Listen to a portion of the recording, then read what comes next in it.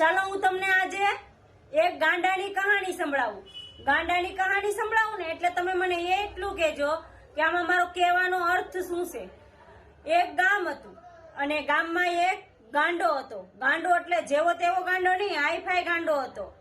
એક દિવસ બન્યું એવું કે ગાંડો લાઈટના થાંભલા ઉપર ચડી ગયો.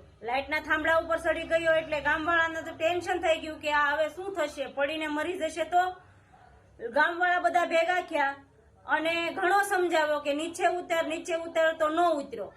પછી ગામવાળાએ પોલીસમાં જાણ કરી અને પોલીસને બોલાવ્યા તો પોલીસવાળાએ પણ ઘણો સમજાવ્યો તો પણ ના સમજો, અને પછી બંદૂક પણ દેખાડીને કીધું નીચે ઉતર તો પણ ન સમજો નહીં એટલે સમજો જ નહીં યાર.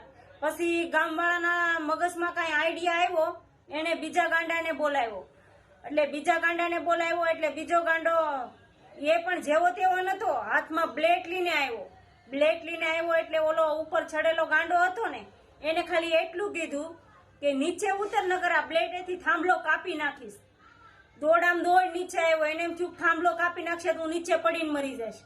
બોલો, એટલે મારે કહેવાનો મતલબ એવો છે કે ગાંડા હોય ને, ગાંડા એને ગાંડા સમજાવે. એટલે ગાંડા હારે બહુ આપણે મગજમારી ના કરવી. કેવી લાગી મારી કહાની? સારી લાગી હોય તો કોમેન્ટ ને લાઈક